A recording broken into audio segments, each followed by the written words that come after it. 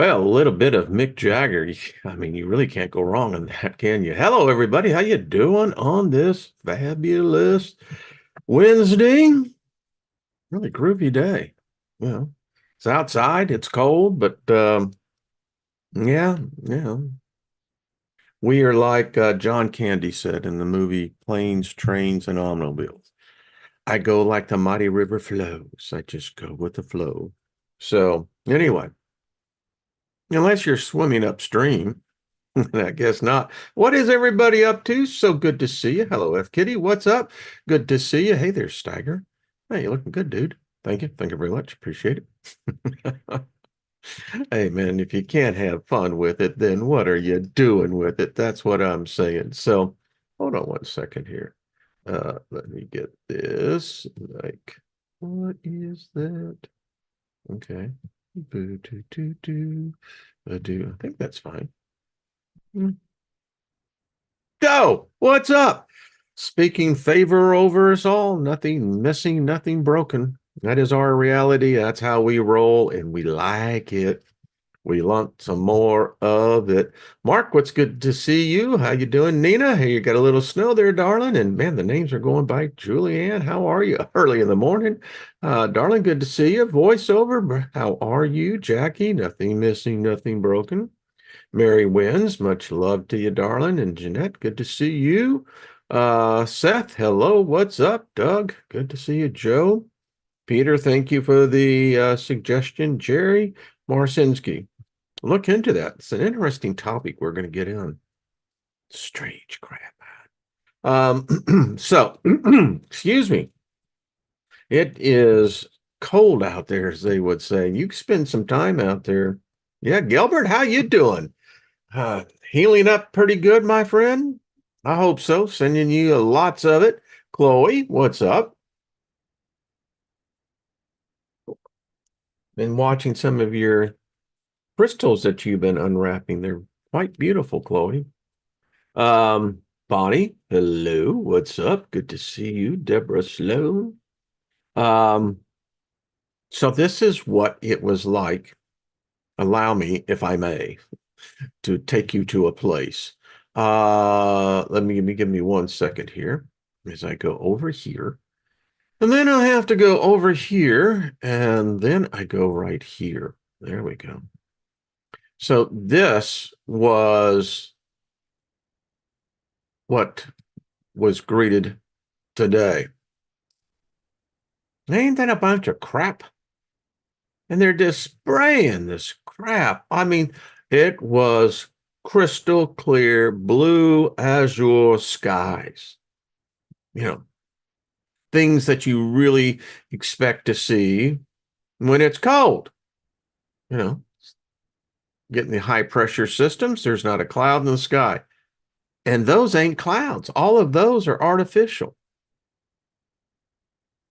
Conspiracy my ass. And and then if you look right down here, let me blow this up for you.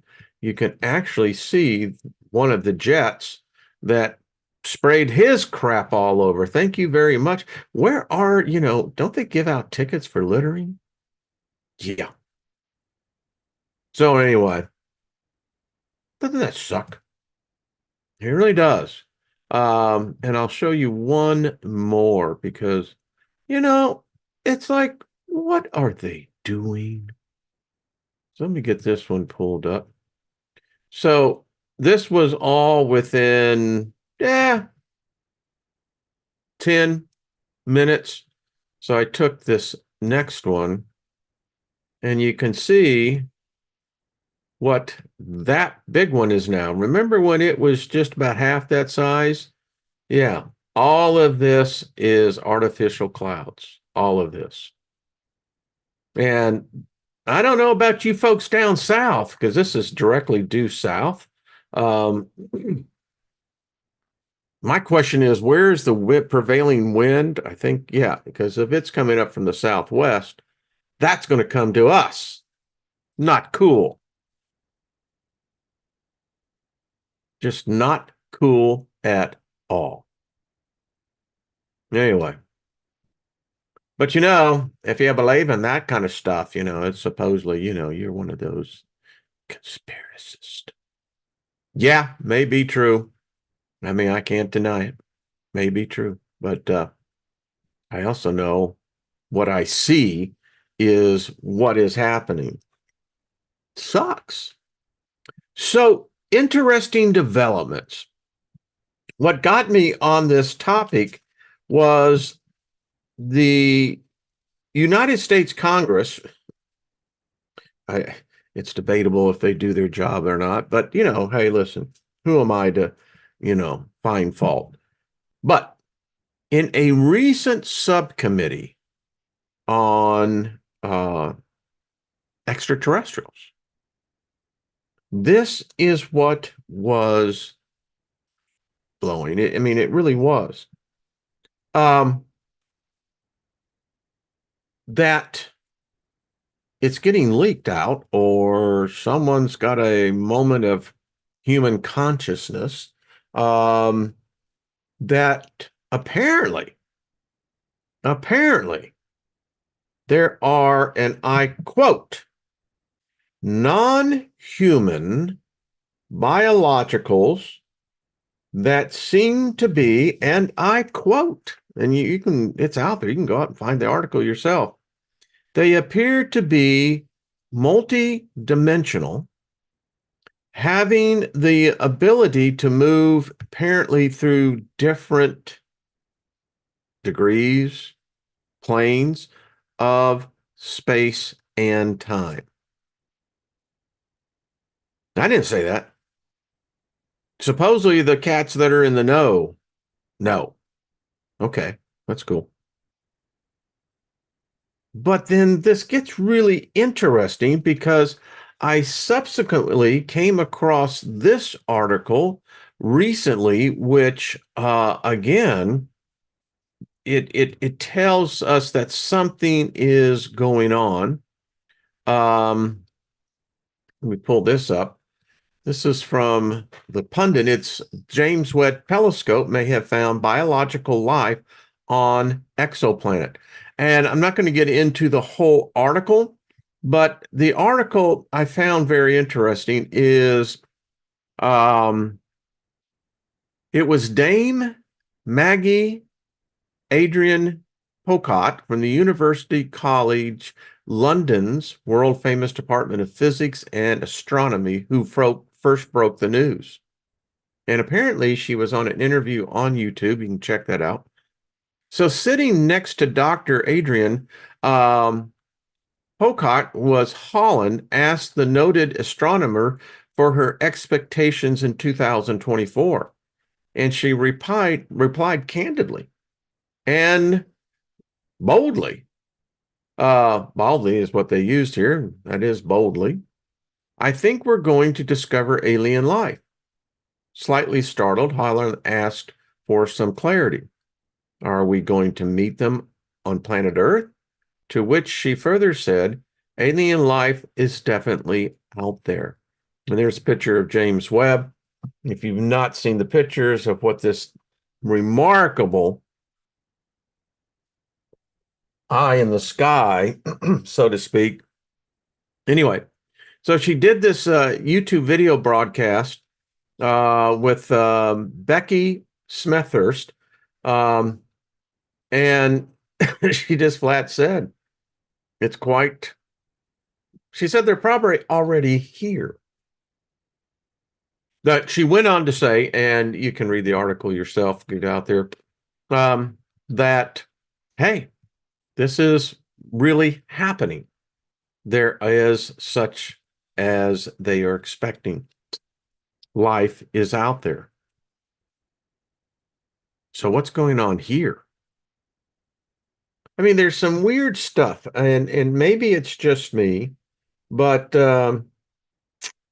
something seems to be afoot. And here's what I mean. Excuse me. So check this out. We're going to be talking about mimics, right? I pardon it. I just I was outside for a long time today, and It's a little colder than I should have said.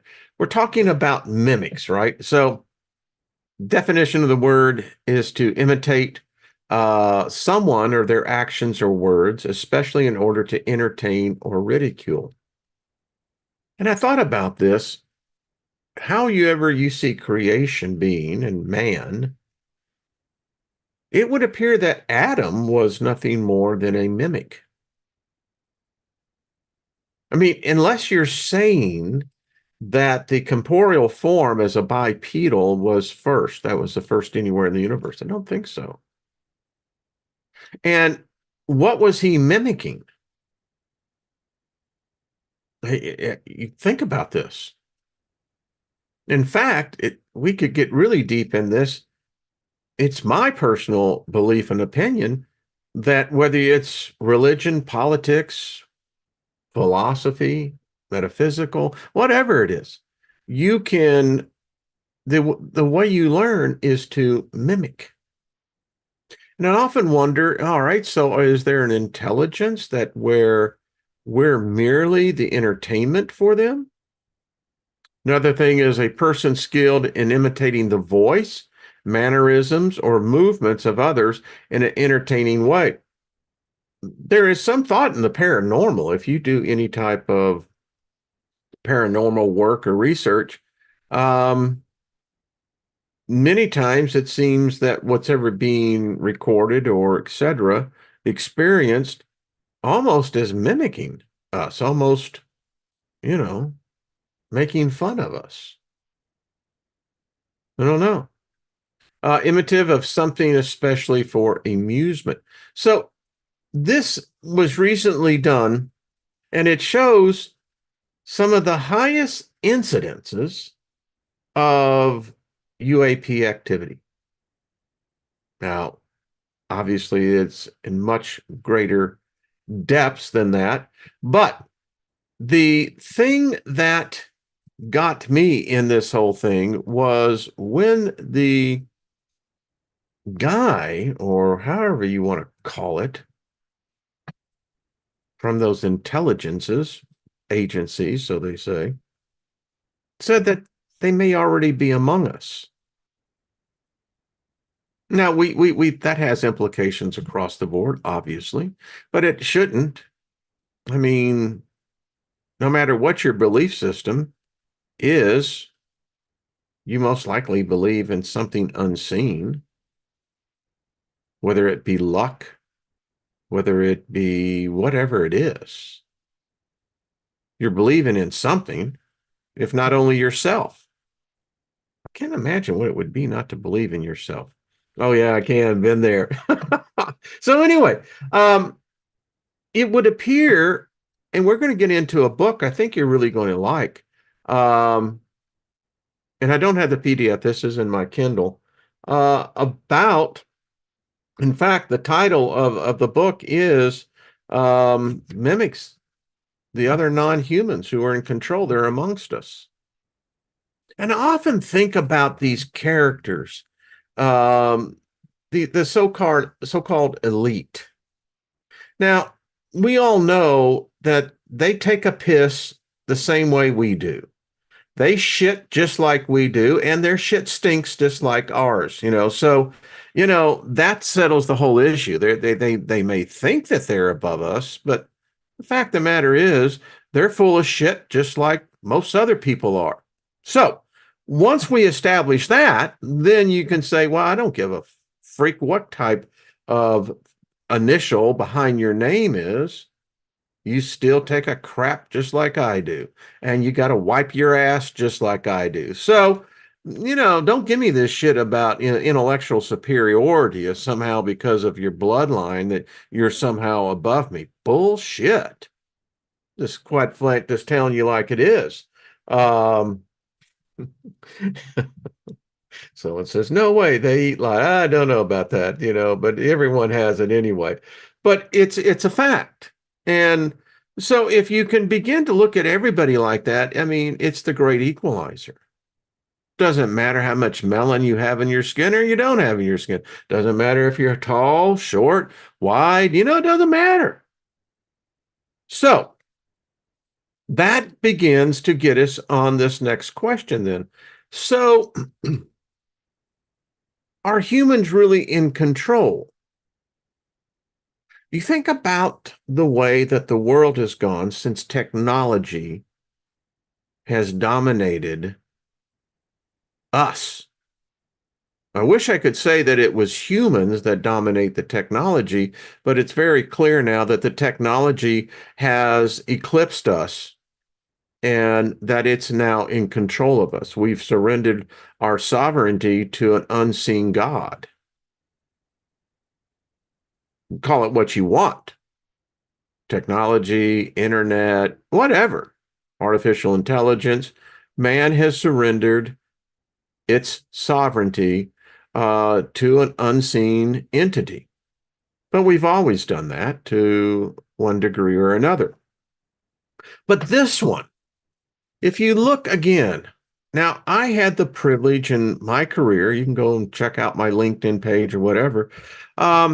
I was a part of those early days in the internet. The time that I was in Austin, Texas, I mean, it was fucking far out, folks. I mean, we were the demigods. I mean, it's where you saw the birth of an idea. That's why I know this stuff works. I was part of that. When you can go out on an idea, alone, and you can raise tens of millions of dollars, and you see it manifest before your eyes, it's far out. But anyway, I can tell you that none of us in 95, 96, 97, we didn't see this as a living entity. It's just binary, zeros and ones. That's all it is. I mean, basic machine code and logic is just that, binary code. Now it's grown, it's metamorphized, which it does.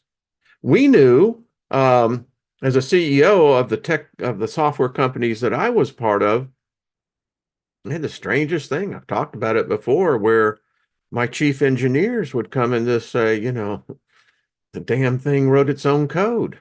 How did that happen? Well, we're not sure. It's like, okay. But my point being to all this, we were naive. Now, maybe there was something driving and pushing this. Apparently there is. Because this technology is now become very ugly. It's demanding. It wants every aspect of your life to be inputted into its system. Everything. It's funny. The United States government wants to know how you shower, what do you use in the shower, how long do you typically shower, what exactly do you do while you're showering, how often do you use your towel, and this is just one example of the type of stuff that they want. And the fact that even right now, all of us are being traded on a unseen trading board. Our names, along with our IP, along with our SS, along with the other numbers that have been assigned to us, we're being traded even as we speak. I speak. It's happening. Now, you can think on that for a while and go, what's going on? And my point to all this is that it appears that something is driving this. One of the things I know, and I've been around senators, congressmen, and even a few federal and state Supreme Court judges. It's just the group that I was hanging around with. And it was interesting because when a person immerses themselves into this process, most often they change. They do. Talking about the elites to finish that thought out. They have this idea, and what finds it, just because you've got money, you can be soulless. And then that brings up the next question. Are these actually humans that have arrived at these high positions where they're making decisions on the human population and the human future and not considering us at all? Mm-mm. We're just part of the cog of the great machine. Now, my question is, are these human? I've had the belief that those who back in the day would hold positions of high priesthood were not human. In fact, it would appear that humans are in a petri dish, and our whole existence seems to be for the entertainment of that which we cannot see. We've discussed this, and now it's coming out that others are seeing the same thing, is that, okay, wait a minute. If we've been around, and let's just go with a conservative 100,000 years. Or if you want to go with more recent 10,000, it doesn't matter.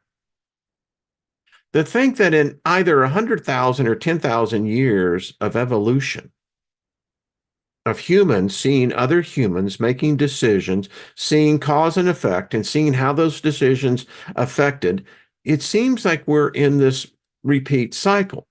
The other problem is that we know that something is retarding our intelligence. If we have been a species even for 10,000 years, we all should be having an average IQ of about 1,000. And what's happening today is that the IQ of the general population is decreasing. We also know subsequent to a higher IQ would have a direct effect, because then we would figure out the physiology even more than what we even can imagine today, where we really could get into the code. This is when Trina and I were talking yesterday, where we could actually begin to open this code up and actually do something with it. There seems to be others who are mimicking humans that seem to be in these positions at the right time, at the right moment, where things, if you were to look at this, you'd want to go to Vegas, baby, because you would clean the house out. That's how incredible the odds coming together as you see these movements. I did a video, 7 years ago, and I showed you how during the 30s through the 60s, something happened. Something weird happened. And it was a phenomenon that can be actually documented. Something happened. Something appears to have gotten into manipulating genetics. Those that were born that are today the titans of technology. Strangeness all around the world. So, having said all that, it's like, yeah, cheers, by the way, everybody. I know it's cold out there. Well, I think Jules and CJ, it's probably a little warm, but anyway, cheers to you. Excuse me.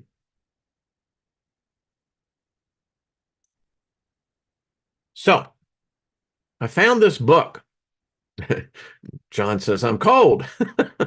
Well, get warm, brother. Um, Codex. Paul Joe is right. I mean, again, to finish out the point there is that something is manipulating us as a species. I'd love to have any geneticists, any scientists, whatever, come in here, because it's very obvious. We're the only species of a higher intelligence where we don't pass on our intelligence. If you're a bee, you know exactly what a bee does, and you know exactly what you do. You don't have to contemplate, why are you here? What is your purpose? You know your purpose. Period. And at the subsequent time, you are inherited the minute that consciousness sparks. You know everything about your species, everything. You know exactly the process in the most minutest detail. Humans aren't that way. Often wonders, then what the hell is the soul? And I know that, there's the thought out there that, well, then, there's a higher intelligence and, we've been all through. I say this, let's just deal with what the here and now is and what we have in our hands is that something is afoot. They're among us. I've suspected this. I've done videos on this, that I've known that they're here. And if you start getting too close, you become a problem. And they know how to eliminate those problems. They do it regularly. And particularly where if groups start coming together and instead of being categorized as, some fringe out there, you become the true threat because you stumbled upon something that they don't want the rest of us to know about. So here we go. I hope y'all are having a good time. Bonnie, how are you? Good to see you. Monkey Experiment, what's going on? Good to see you. All right. So, F. Kitty says, easier to manage and manipulate. Ain't that the truth? So there's this book out on, I got it on my Kindle. And it is titled, again, mimics the other others among us. They're here. I've told it, it's amazing. Rennie, you would remember this. I guess it's been about 6 years. I had a night visitor, and I wrote and documented what that visit was about. But I've known for some time, maybe intuitively, instinctively, that not all humans are, if there's truly this ethereal substance that we call a soul or a spirit or consciousness, and if it's in fact can be transcend physical death itself, then we're not all the same. I contend that there's probably more soulless humans than there are those who have souls. Because we know our species are barbarians. We are by a race barbaric. And no matter how much we think we're enlightened, and we are by nature barbarian. We're animals. Now you can say we're of a higher, ascendancy of the animal kingdom, but we are animals. It's what our classification is. So I just want to get into this. I think you're going to really like this. I'm going to read what I can, but I wanted to get this into because the book is good. I've started reading, I'm flipping pages and I'm going, oh yeah, that's good. This is interesting because it validates the point that where I have been suspecting all the time. And I know this on another intimate level, but we'll move on with the book. When Tim Swartz contacted me and asked if I would write a foreword to the book, he and Sean Castile had just finished. Two thoughts went through my head. First thought was, why would Tim ask his most skeptical friend to write it? My second thought was, yes, hell yes. Being a fan of Tim's work as a writer and researcher, I was honored to be asked. I just couldn't pass up the opportunity. So let's address the elephant in the room. I said it, I am a skeptic. That simply means I want convincing evidence before I believe something. And how many of us fit in that role? Yeah, I am not a blanket denier. Sadly, too many skeptics seem to be. One must have an open mind if they want to find the truth when possible. I love this guy already. As an historian, I'm aware that mimics in one shape or another, pun intended, seem to be a part of every culture, civilization, and religion. And on religion, think about it. You mimic.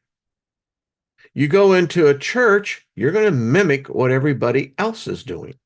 In fact, the mastro, which is either, the preacher, the minister, or whatever, is in fact the mastro with this orchestra.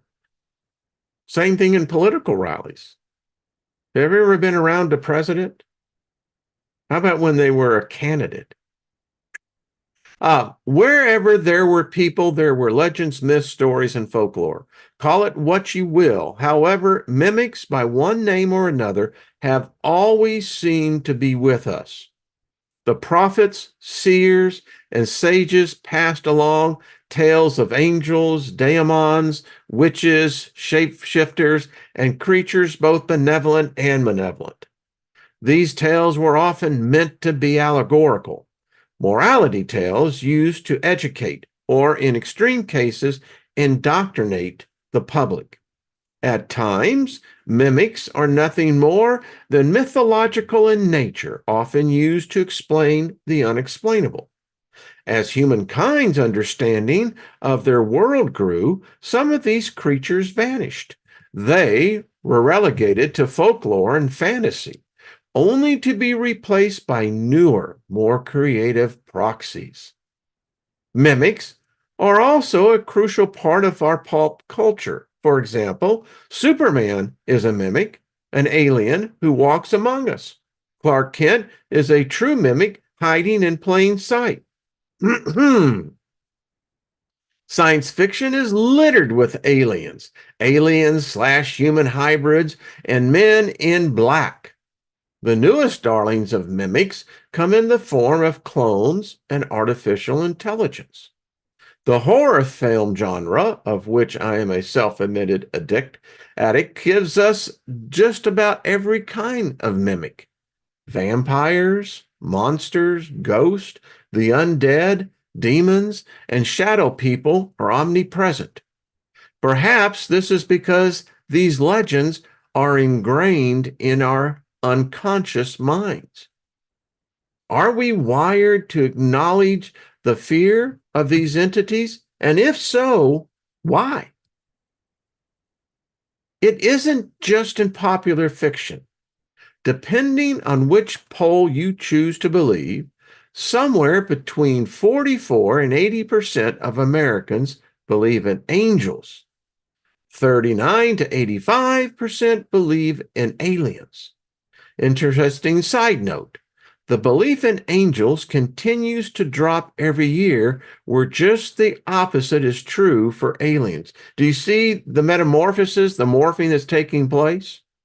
As more people leave the church of what we call modern day Christianity, which is now morphing into modern day Christendom, and because it's no longer an entity, it's much like the Hellenist.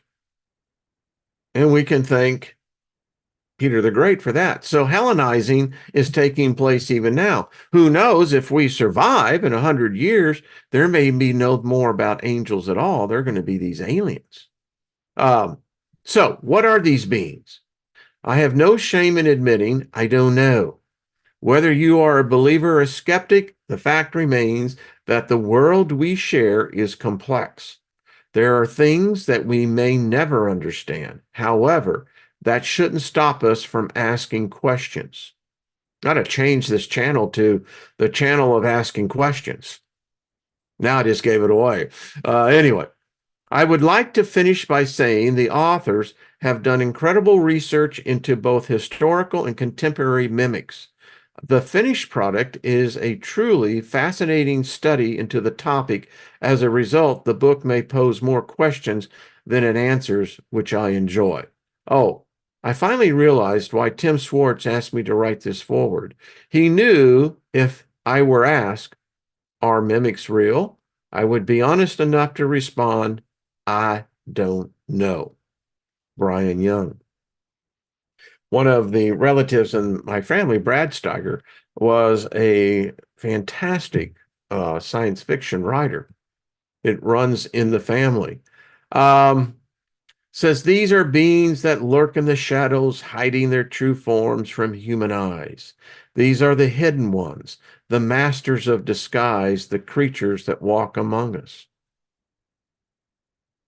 I know this. I know that we're not alone. I mean, I can look in this my office here and look around, and I know that there are more here than just moi.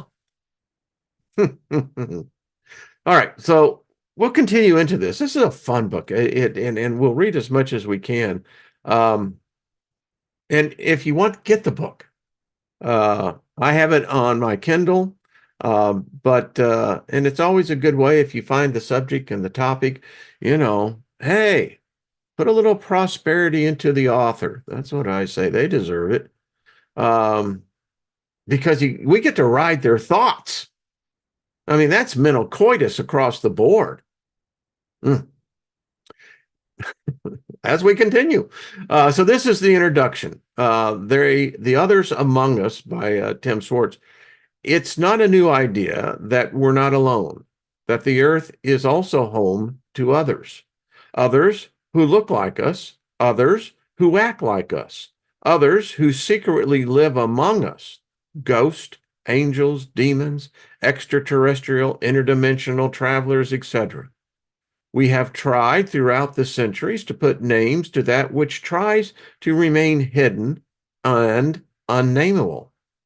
Nevertheless, despite their efforts to keep the threshold of human awareness down, it is clear the others have been with us since the beginning, taking on the roles of teachers, messengers, protectors, tricksters, and adversaries. There are countless science fiction novels and movies whose plot involves the others in one form or another. John Carpenter's film, They Live, is probably the best known example of a world that has been infiltrated and controlled by an extraterrestrial race. The question has been asked, would we know? How would we know?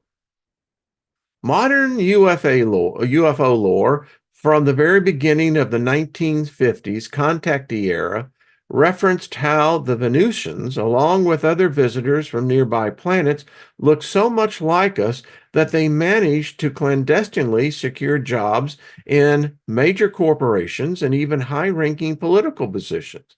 This paranoid viewpoint was a good reflection of the world politics of the 1950s and 60s. And what was back then? Communist. If you were a communist, you were going to get ratted out. Mm-mm-mm. Was not a fun time back there. In fact, this is what I found interesting. If you look at the rights that people say that they supposedly have today, if you go back into the 50s and 60s, you begin to realize we didn't all have that many rights. Why? Because we had just come out of a major war. We lost our God. The United States, when Roosevelt died, the vast majority of the country felt that their God died as well. Really weird, I know, but it's true. All right, comic book and television. And the thing about, think about this, and you had television now. The mass, they used to say the boob tube, it sucked you dry of your creative influence because those who could put the image before you, they were the true gods. Yeah, I grew up on that. Many of you that are near my age, we grew up on, what they call B-rated horror movies. Saturdays were just prime with it. Anyway, comic books and television illustrated how the possibility of extraterrestrial visitors reflected some of the anxieties of the time. One good example comes from the comic There Are Martians Among Us. That was, by the way, the 1960s version of the Martians, where you fell into the ground, freaked me out as a kid. Anyway, The Martians Among Us from the Amazing Fantasy number 1562.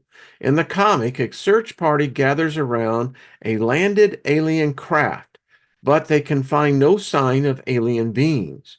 Radio announcers warn those nearby to stay indoors. The action shifts to a husband and wife as he prepares to ignore the warning and leave their home. As he waves goodbye, he reminds his wife to stay inside. The wife, however, decides to slip out to the store and is attacked and dragged off. The husband returns home and, finding it empty, runs towards the telephone in a panic. In a twist, the anxious husband reveals that he and his wife are the Martians. The fear that there might be alien enemies in our midst resonates with fears of Soviets and communists from the McCarthy era. Ultimately, in the story, the humans are the ones who accost and capture the alien woman. The shift in perspective puts the humans in the position of the monsters. Walk like a man.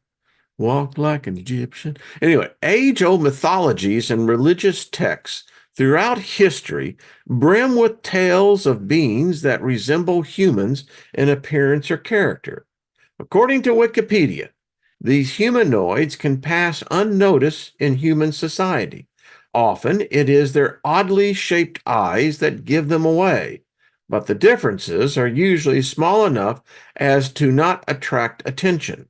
Sometimes they live separate from society, live in alternate native realities, or appear at night or under specific circumstances. This category includes witches, elves, fairies, nymphs, and house spirits.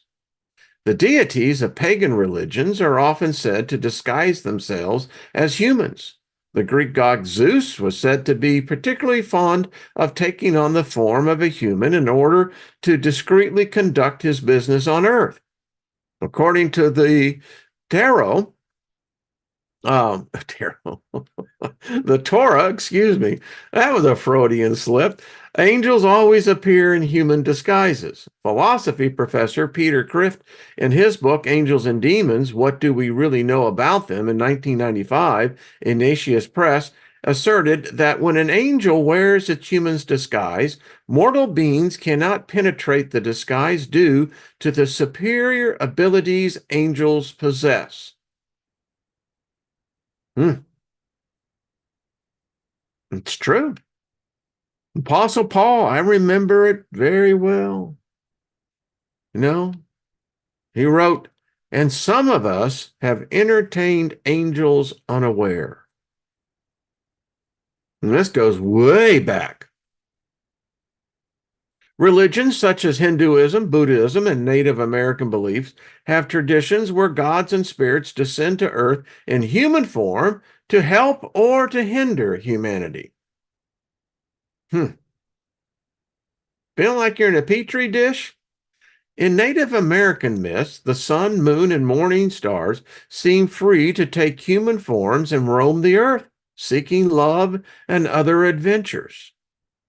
American Indian Myths and Legends, 1984 Random House. Throughout Europe, fairies, leprechauns, elves, and other elemental type creatures were known in folklore to have the ability to use glamour to make them appear to be human. So much so that they could fall in love with a person, marry, and have children. Now, of course, many of us are going, okay, so how is the genetics working in this? And you're going, okay. Anyway, yeah, we think too much. It wasn't until they had returned to the fairy kingdom that their true identity was revealed. There are also the changelings, fairies who have been left in place of a human child or baby who had been stolen by the fairies. That's just wrong in so many levels. I mean, anyway, supernatural creatures like vampires, werewolves were said to have the ability to take human form when needed.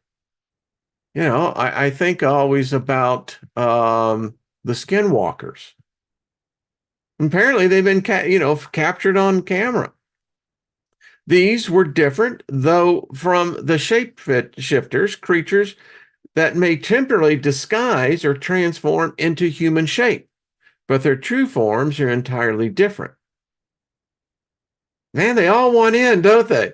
I mean, we're back in the 70s at Club 54. Everybody wants in. Um, the shape-shifting alien is especially popular among those who think that mankind is controlled by a race of reptiles that either evolved on planet Earth, then left to explore the cosmos, only to return and find that planet Earth now controlled by talking apes. Or the other theory, which contends that the reptilians are visitors from some other star system who came to Earth and infiltrated ancient civilizations in order to control all humans. Well, we know both on those, don't we? It was always in the movie The Prophecy. I always loved it when Satan came down and, the angels see us as talking apes, talking monkeys. Well, everyone's got a point of view. It's thought the reptilians, over the centuries, bred with humans. I just want to know what kind of sex that was. I mean, they say it, but I'm in my mind going, how does that work? Exactly. Um, what did the chick not? I mean, you can get all sorts into this going, okay, so that's my first problem, but let's just go ahead and say that it happened. Wasn't Queen Victoria the first, the one who went out and had a little coitus with a horse or something like that? Yeah. Anyway, um, bred with humans to form crossbreeds so that they control us by making us dumber, slower, weaker, and easier to control. We just talked about this before you got in the book. I mean, that one you could say, yeah, seems to be working too.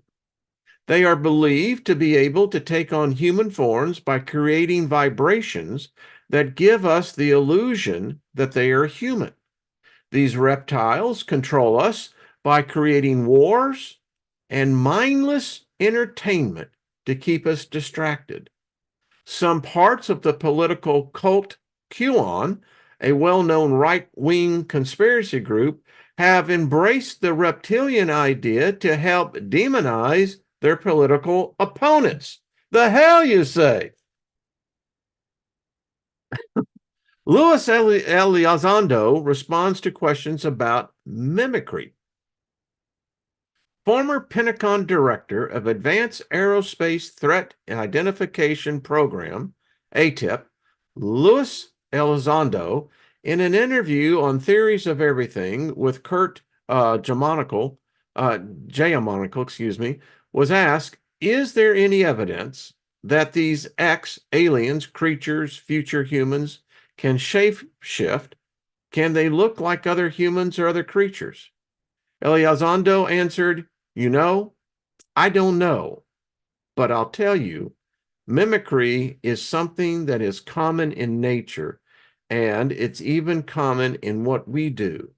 There are species who use mimicry to defend themselves in the animal kingdom. Let's take a coral snake versus a king snake. The coral snake is very deadly, while the king snake has the same colors except that the color arrangement is in opposite order. These animals mimic other animals, for example, for protection.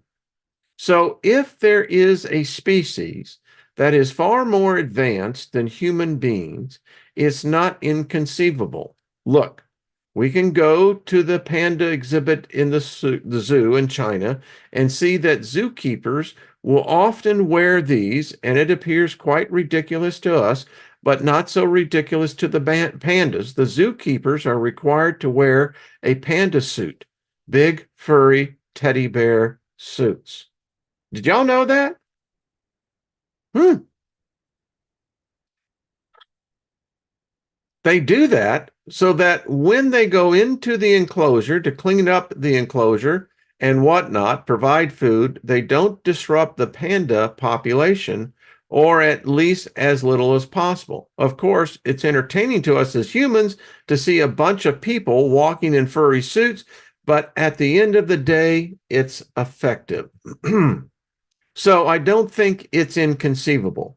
The problem is that when we start going down that road, when you say shape shifting and things like that, immediately we start going into the world of woo and the paranormal, and there is nothing wrong with that.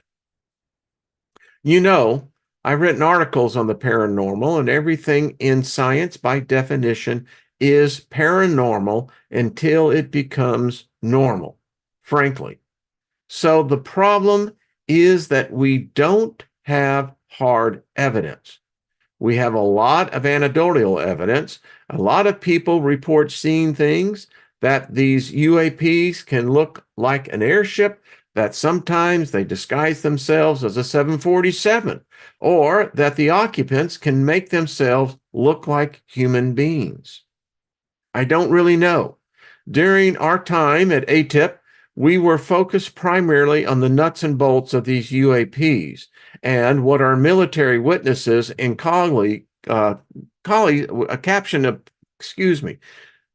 caption capabilities were telling us at the time was that we didn't have any reports of shapeshifting. Since I brought up aliens in the previous sections of this introduction, I can note that the human-looking alien, LHA, associated with the UFO phenomenon is a subject that will be discussed throughout this book. It can't be avoided, as it is one of the more controversial parts of the UFO phenomenon. This is by the human alien, by the way.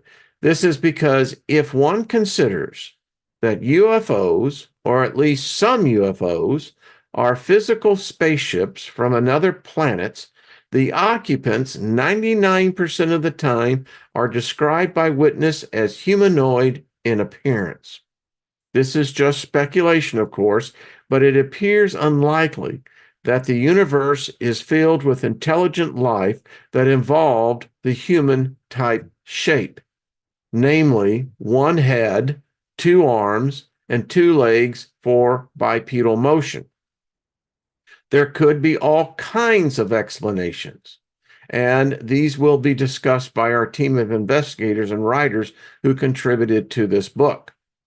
The website, newanimals.org, which deals more with the cryptozoology than aliens, lists 5 possible explanations for the LHA phenomenon that should be of interest to the readers. Number 1, LHAs are not real. All of them are hoaxes, misidentification, or hallucination.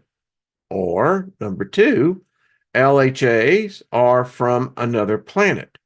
Or 3, LHAs are actually advanced technology secretly created by modern governments.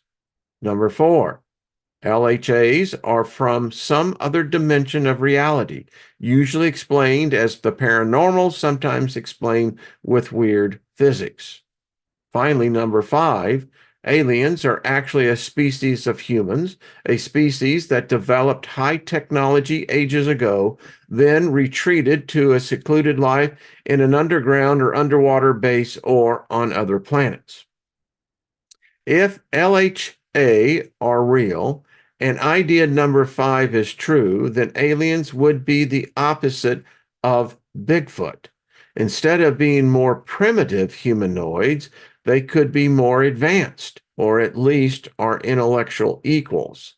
They could be our humanid cousins that decided sometime in the past that humans were too dangerous and withdrew to hiding places all over the planet.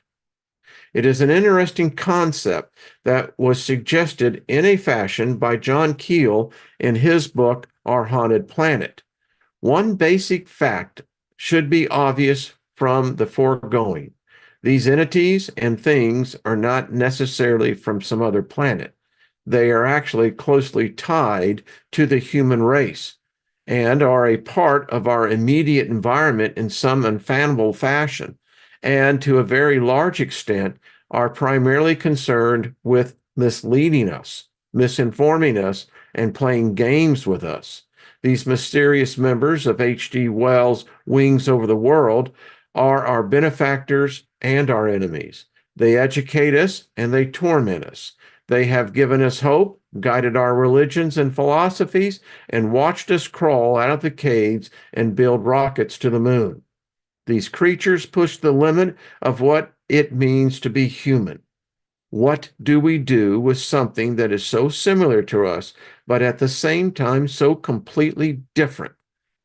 What does it say about us as humans if these creatures make us question our own humanity?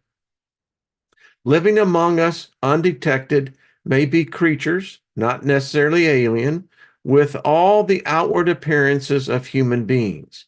UFOologist Alex Saunders wrote in the Quest magazine in October '69, the mimic would of necessity be a lone wolf, likely living in a large, bustling city where the eccentric and odd may flourish unhindered. For it is curious fact of nature that that which is in plain view is often best hidden. I'm going to keep on with this. This is a strange girl dressed like a ballerina. On a pleasant Saturday afternoon in 2004, Winchester counselor Adrian Hicks encountered someone so odd it made him think that he had seen a real live extraterrestrial. At the time, Hicks was a liberal Democratic councillor for the city of Winchester, located in Hampshire, England.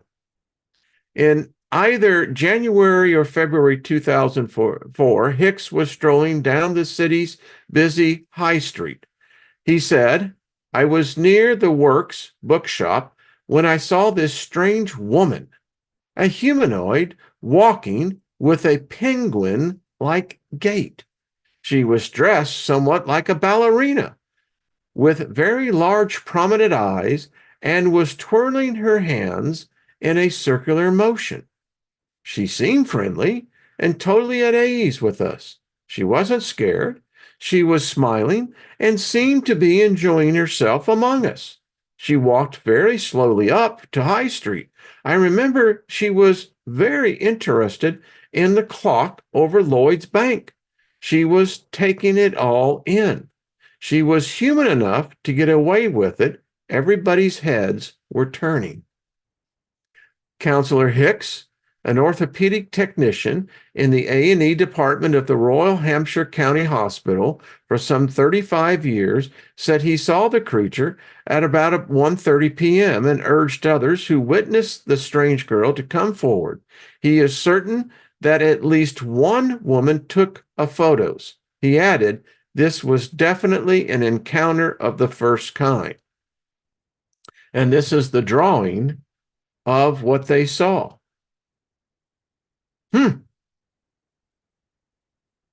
I've seen some things, but I think it was more my imagination. Okay, we'll finish out the story. He said, I was very confused and shocked. I was going to say, excuse me, you're not from around here. But I thought at the time it was best to leave her alone. However, now I regret not plucking up the courage to speak to her. Our friend, the alien ballerina, is a perfect example of the mysterious beings that may be living among us, secretly, quietly. They may have been with us since the beginning of our own days on planet Earth, or they may be recent arrivals slowly infiltrating humankind for purposes that are known only to them. It should be pointed out that in nature, mimicry is used for one of two reasons. One, as a disguise in order not to be eaten, good one, by a sneaky predator. Two, as a disguise so as to the sneaky predator can catch and eat something. Wolves in clothing, right? Yeah, sheep's clothing. Whatever the reason, it does bring into question what is it to be human. and to consider that we need to look beyond the surface appearance before any judgments are made. Such creatures tap into deep unconscious fears. Things that are familiar to us can elicit the darkest terrors. When a person we meet might be a shapeshifter, or when our friends might be extraterrestrials, or when our neighbors, our newborns seem strange and somehow different, everything changes for us. I love it. Good stuff. I've said this before on this show. This was way back. I think I was 17. When I was with a chick. Anyway, you ever seen someone's eyes glow? Yeah. And it wasn't because I was on anything. It was nothing. It was just weird. Hey, Tina Marie, how are you named? The name of the book, please. The name of the book is The Mimics, The Other Non-Humans Among Us. And I want to make sure I got that correct. So we get that. Yeah, Mimics, The Others Among Us, available wherever books are sold. I got mine on Amazon because I like the electronic version also. So anyway, we may continue with this. Some people say, you start these books and you never finish them. There's a reason for that. If you really are interested, let me know. And it's the idea to invoke the desire. So Monkey Experiment, thank you. I think it's good mind candy. Maybe we'll continue on that. I think that they're here. I think we could probably have a roundtable discussion and probably find commonality that, within our lifetimes, we've come across those that you're going, wait a minute, something right here. Yeah, something ain't right. Just saying. Um, Thank you, Mark. Appreciate it, brother. Joe says a theory, could real life aliens have a prime directive? Ergo, they must go undercover. Yeah. I think that's maybe the positive way of looking at it. The other way of looking at it is that they're the guards, you know, they go undetected. I don't know. It depends where your point of view, right? Troy says, watch the movie The Mimic. I have seen that. Yeah, it's really interesting. Space is Water. I think this book is worth resuming. Okay, fine. Well, then we'll pick up tomorrow. Nice to see you, and I get enough of your shows. Thank you. That's very kind of you. Thank you very much. Madness, Rick says. It's madness. I'm telling you, it's madness. At some reason, I always get the Rocky Horror Picture Show in my head. I mean, I really do. It's when I'm thinking about mimics, you know. I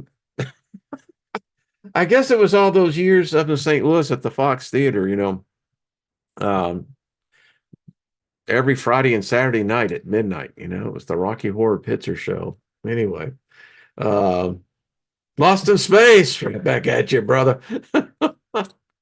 So anyway, Helden King, if you have a chance, check out the ancient knowledge in the Astravagana.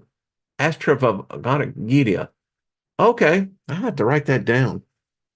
Easy for, and you actually spelled everything correctly. Thank you. I think actually I have, so I'll get that. Well, thank you. Thank you very much for that. Klaus Schwab, and there's a good one. That's what I'm talking about. No kidding. Yeah. Something ain't right about that dude. Just saying. Cheers to you, Jeanette. Good to see you. Coke Queen, thank you. Some kids in China have glowing eyes due to wow, I did not know that. This was back in it had been 1970, 71, 70, yeah, 71, 72. Free. I still remember. It's burned in my consciousness. Yeah. Yeah. Mm-mm-mm. Okay, folks, party on until we meet again. We'll definitely get in. And then Friday, I'm going to be doing the my 25th thousandth day on Planet Earth show. So that should be fun. You know, 25,000 days is one of those big number days. I think no matter how many days you've been on the planet is a big number, but anyway. So, all right, Aussie, Sue, good to see you. Thank you from Queensland, Australia. Well, thank you. Thank you very much. Good to see you. Speak in favor of you. Linda Espinoza, how are you, darling? Yeah, that's my point. The dude isn't, he ain't like, I don't think he's like us. Could you imagine a Klaus Schwab in here? Okay, I'll end on that thought. There we go. Mm-mm. Uh, I appreciate all of you. Thank you so much. You put a smile on my face, and they say laughter doeth the heart is a good medicine. So thank y'all very much. I appreciate it. All right, peace.